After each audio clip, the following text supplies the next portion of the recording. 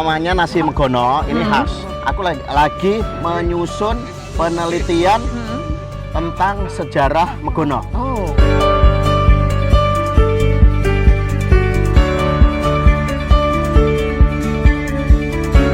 Ya alhamdulillah ini beliau para sesepuh tokoh desa Sastertirjan hadir bersama kita untuk bersama-sama melakukan rembugan. Saya kira ini nanti harus ada normalisasi aliran sungai, keruk, lalu kemudian alirannya rumput-rumput, sampah-sampah segala macam ini jadi cerah, lalu kemudian ini dibangun tanggul. Oke. Solusi terbaik. Biar warga juga nggak kebanjiran ya, Iya, Pak Kirman iya, ya. iya, betul. Untuk Pak Kirman di Sastertirjan sangat pengaruh sekali, Mbak. Karena apa? Karena sebelum dan sudah Pak Kirman ke sini, penerangan jalan sekarang sudah terang benderang.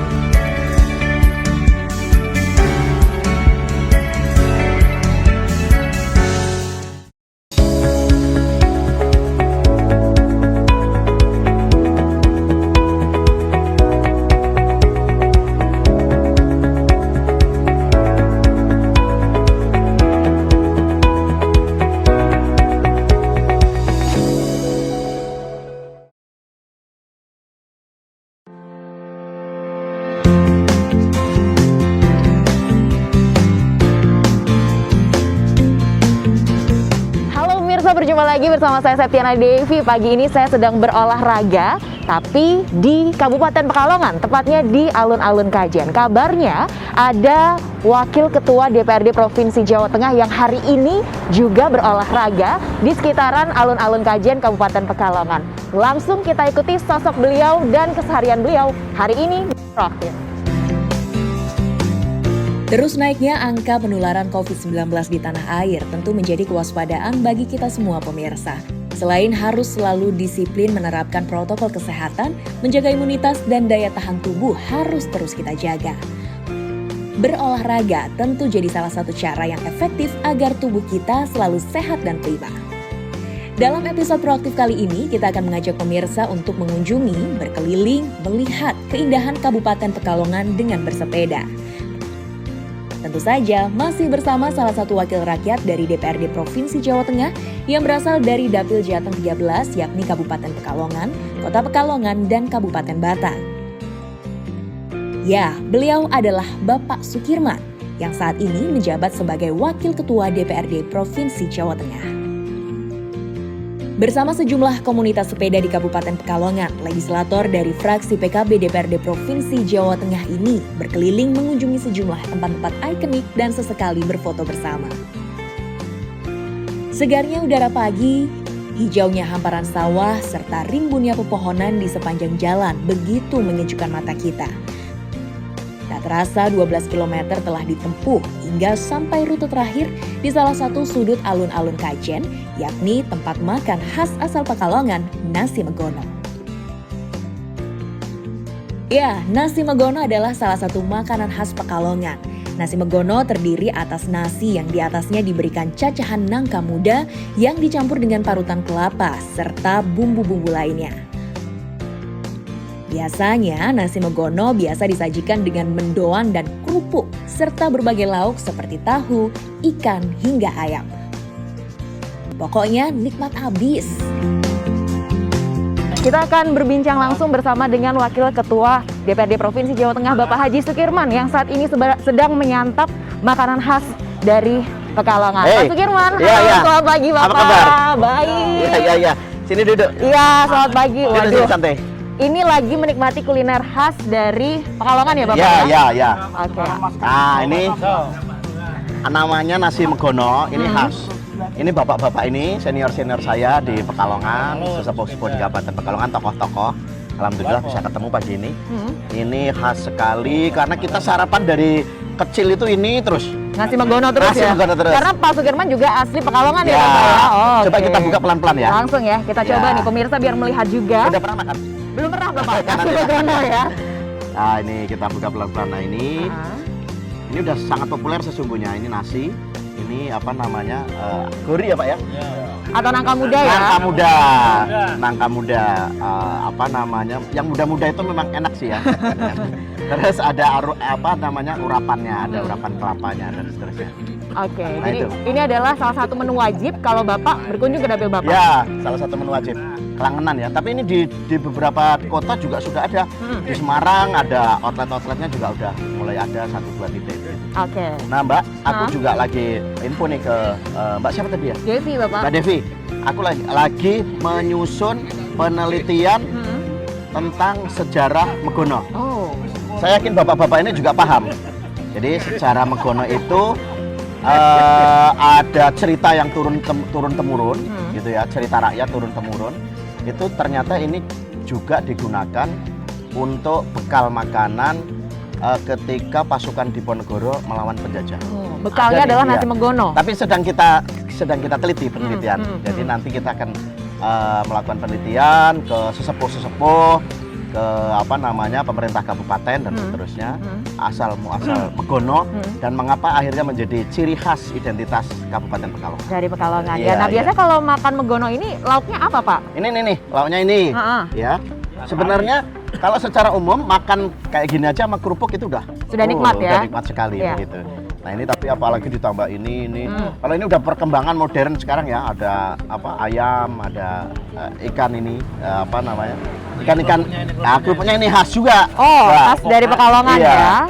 Ini kerupuknya dahsyat asli. Ini kerupuknya khas. Heeh. Pokoknya khas lah.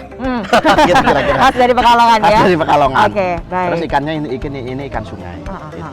Oke, ada gorengan juga, pokoknya komplit ya Iya, kalau makan Megono iya. pagi Iya, ini iya. ya. Pak Sukirman. Ya Pak Sukirman tadi kan habis olahraga juga ya Bapak ya, habis sepedaan. Berapa kilo Pak tadi yang ditempuh? Kayaknya jauh banget ya rute yang ditempuh Pak Kirman ya. Iya. Tadi kita rute dari Kedungmuni, Wonopringgo ya plus minus 15 kilo Wow. sampai sini. 15 kilo. Nah, terus nanti ini kebetulan sekali ketemu senior ini. Bapak-bapak coba di shoot satu persatu Om. Jadi senior, tokoh-tokoh. Oh ya, ini ada anggota DPRD Kabupaten Pekalongan juga. Iya. Dari fraksi PKB, Pak Edi Haryanto, yang kebetulan kakak kelas juga saya di SMA Negeri Kajen. Oh. Kita nanti foto di SMA Negeri Kajen ya. Oke, Iya. nostalgia ya Bapak ya. Iya. Ya, tapi memang Pak Sukirman setiap harinya sudah rajin bersepeda atau di weekend saja nih Pak menyempatkan waktu untuk sepeda? Ya, paling nggak 1 minggu 2 kali, 1 kali begitulah kira-kira. Jadi Iya. salah satu olahraga yang jadi hobi Pak Ya, Kirman ya. Iya, gitu. Oke, dan kalau di Pekalongan agendanya apa saja nih Pak? Ya, nanti saya selain ini nanti ketemu Pak Kades-Kades di Wonopringgo, kepala desa. Lalu kemudian mau nengok ada bangunan yang dibutuhkan oleh masyarakat, Bronjong. Bronjong itu tanggul Mbak, tanggul di sungai, itu anak sungai Sengkarang, persisnya di Pegadaian Tengah sana. Lalu kemudian saya nanti ke ke Pesantunan, ada acara haul. Haul itu ya memperingati Mas Sayeh, wali di sana, peringatan wafatnya beliau. Begitu pengajian. Lalu nanti sore saya reses ketemu warga sampai nanti malam. Oh, wow, padat ya agendanya. Jadi pagi-pagi harus diisi dulu sama nasi Megono ini beserta lauknya. Mbak Devi sekarang buka juga. Oke, Ayo, saya juga silakan. penasaran gimana rasanya nasi Megono ya pemirsa ya. Saya nyicip dulu sambil nanti kita ikuti keseharian dari Bapak Sukirman sepanjang hari ini tentunya di Proaktif. Oke, ya.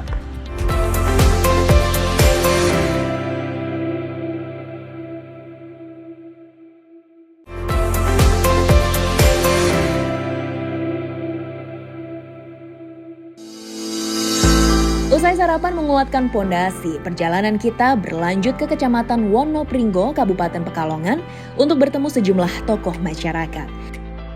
Sebagai putra daerah yang lahir di Kabupaten Pekalongan, Bapak Sukirman begitu mendukung program-program pembangunan di desa-desa hingga pemerintah Kabupaten Pekalongan, dan kesempatan kegiatan reses pun benar-benar dimanfaatkan untuk menyerap aspirasi masyarakat.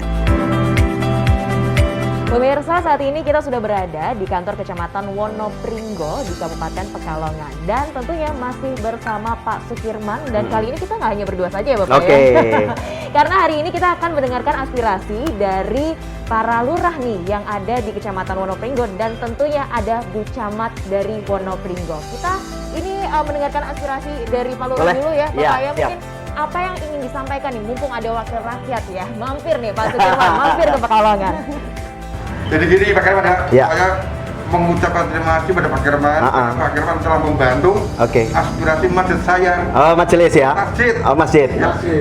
Ya, sungai itu dana dari pemerintah, tapi kalau tidak ada panjenengan pasti nggak akan cair uangnya Pak.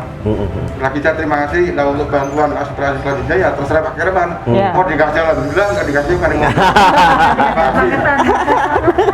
Baik, selanjutnya Bapak dari kelurahan mana Pak? Rawa Kembu. Berharap tahun Oke. 2023 Oke, Rawa siap. Kembu masuk. Nggih, nggih. Ya, karena banyak jalan yang tidak hanya dimiliki Rawa Kembu, tapi Oke. ada perbatasan dengan Kewakian. Oke, oke. Berarti infrastruktur ya Bapak ya. Oke, baik. Nah, satu infrastruktur ya. Kita punya bantuan keuangan desa dan bantuan keuangan kabupaten kota. Kalau tadi disinggung Bu Camat, Bronjong dan segala macam itu masuknya bantuan kabupaten kota, keuangan kabupaten kota. Tapi titiknya tetap di desa-desa. Lalu di bidang pendidikan kita jelaskan sekolah-sekolah, penguatan infrastruktur sekolah, ruang kelas baru, rehab dan seterusnya. Di bidang keagamaan, masjid, musola dan seterusnya tadi Pak Abi menyampaikan, masjid, musola dan seterusnya. Di bidang kegiatan organisasi kemasyarakatan juga ormas-ormas kita ada NU Muhammadiyah dan seterusnya, ini menjadi bagian yang tidak terpisahkan kita juga aspirasi. Usai dari kantor Kecamatan Wonopringgo, perjalanan kita berlanjut menuju ke anak Sungai Sengkarang untuk melihat langsung kondisi sungai tersebut yang mengalami abrasi. Meski hujan mengguyur selama perjalanan, namun hal tersebut tak membuat langkah kami untuk menyerah. Beberapa menit perjalanan akhirnya kita sampai di salah satu titik anak Sungai Sengkarang yang kondisinya memprihatinkan. Selain tingginya sedimentasi dan banyak pohon liar, tidak adanya pondasi yang tinggi dan kuat membuat aliran air sungai masuk ke pemukiman warga yang berada di samping aliran sungai. Nah, kita sekarang sudah akan melihat ini kondisi anak sungai ya Bapak Iya, ya, anak anak sungai sungai Kali Sengkarang, Sengkarang. di mana beberapa waktu lalu sungai ini sempat meluap. Dan sekarang kita coba cek kondisinya di lapangan seperti apa, karena kabarnya sampai rumah warga juga ya, Pak Sukirman ya. Kira-kira panjangnya berapa meter ini Pak? Ya, ini berarti ya dari sini ke sana kira-kira ya berapa meter ini? 25 meteran ya? 25 meter sampai 50 meter lah ya. Oke. Nah, potensinya kita akan membuat tanggul kira-kira ya dari arah sini ke tanggul gitu kira-kira. Ini sebenarnya kan udah ada tanggul kecil, cuma karena di situ itu kan masuk ke sungai terus ke sana. Itu namanya terowongan. Jadi kalau air sungainya ini Meluap. kapasitasnya meluap, jadi air kayak berdesak-desakan ke sana. Karena itu kecil nanti kita ya? tengok ke sana ya. Itu terowongannya itu kecil. Jadi kita terowongannya kecil, jadi air sungainya meluap terus ya ke sini akhirnya. Nah, ini paling tidak kalau dibikin tanggul yang agak kuat, agak permanen begitu mungkin lumayan. Artinya airnya bisa tertahan begitu. Tidak serta-merta langsung masuk ke sini. Oke. Tapi memang harus tergantung situasi alam juga. Kalau ini kan banjir kiriman dari sana, banjir kiriman dari mana namanya? Dari sungai di daerah pegunungan sana. Gitu. Baik, selain itu juga kalau kita lihat di sini kondisinya banyak sampah-sampah warga Pak, karena sungai ini juga dekat dengan rumah warga ya Pak Sukirman ya. Ya memang ini sih ya, sungai ini itu waktu dulu masih saya kecil itu airnya memang jernih Mbak, ikannya banyak gitu. Kita masih bisa main-main di situ. Memang ada problem dari atas sana juga, itu tercemar polusi obat batik dan seterusnya itu. Gitu. Terus belum pembuangan sampah yang sangat luar biasa ya. Jadi itu. Baik. Jadi nanti ada solusi lain juga nggak Pak untuk warga mungkin agar tidak membuang sampah lagi? Ya saya kira ini nanti harus ada normalisasi aliran sungai, pengerukan gitu ya. Dikeruk, lalu kemudian alirannya rumput-rumput, sampah-sampah segala macam ini jadi cerah, lalu kemudian ini dibangun tanggul. Oke. Itu solusi terbaik. Kita tunggu ya nanti ya penyerapan dana aspirasi di tahun depan berarti. Tahun Pak depan Kirman? ya tahun 2022 ini semoga hasil temuan ini kan kita bisa kita usulkan di 2022 pembahasan ini, lalu 2023 semoga bisa terrealisasi. Oke, kita tunggu nanti 2023 ya, agar warga juga nggak kebanjiran ya, Iya, Pak Kirman iya, ya. iya, betul. Oke, selain di kali ini, ada lagi Pak titik-titik yang perlu diperhatikan secara infrastruktur? Ya, selain sungai tentu jalan-jalan desa ya. Tadi kita sudah ngobrol dengan para kepala. Nah ini ada tanggul juga nih. Oh ini, Nah, tapi belum selesai. Tapi Pak belum Kirman? selesai. Oh iya. Ini iya. tanggul warga yang dulu bangun. Nah ini harus diselesaikan juga ini. Sampai ke sana 12. Itu insya Allah ini bisa menanggulangi banjir gitu Mbak. Oke, kalau dulu ini sempat terbangun atau mangkrak ini Pak sebetulnya? Ini memang sempat terbangun, Oh. sempat terbangun hanya karena ini perumahan baru, hanya di sekitar sini kan, gitu. Oke, Terbangun. tapi semoga bisa dilanjutkan ya Iya. Bapak ya, karena nanti untuk warga juga agak susah kalau Iya. musim hujan kebanjiran ya Betul, Pak betul. Kirman ya. Jadi infrastruktur yang paling penting di Pekalongan ini memang kebanyakan tanggul begini, apa namanya, sungainya yang memang begitu dahsyat, aliran sungai Sengkarang itu dahsyat. Deras sekali ya. Oke, jadi kita tunggu nanti ya kabarnya di tahun depan, semoga ini diajukan kemudian bisa terrealisasi di tahun depan ya, Yes. agar warga ini bisa merasakan dana aspirasi yang disalurkan ya melalui Pak Kirman pastinya ya. Oke. Oke, kita mau lanjut lagi Pak, lihat-lihat Boleh. kondisi Iya, iya. di Oke. anak sungai ini ya. Nah, Karena iya. ini posisi juga agak gerimis nih Pak Kirman ya, Iya, semoga iya, nggak iya. banjir hari ini ya. Ya, ini tadi malam katanya juga meluap. Kami dapat info dari apa namanya? Nih, saya tunjukkan Mbak Devi, hati-hati tapi ya. Iya, oke. Nah, ini tuh terowongannya. Memang tampak ini kalau diambil kamera juga bagus ini. Tampak apa namanya? Terowongannya kan kecil ya. Iya, Jadi kalau ini meluap sungainya di situ. airnya nggak bisa langsung Iya, masuk semua ya dulu Pak ya? bagus Mbak, sebenarnya ini airnya dulu jernih banget. Karena lama-lama alam dan seterusnya yang kemudian bisa seperti itu. Oke. Ya, nanti berarti ini terowongannya dirubah lagi atau gimana Pak? Enggak sih, kalau terowongan Tetep itu ya? permanen ya. Oh. Di atasnya itu kan sungai juga tuh. Hmm. Di atasnya ini tapi sungai irigasi. Terus ini tembok ini yang perlu kita tambahin.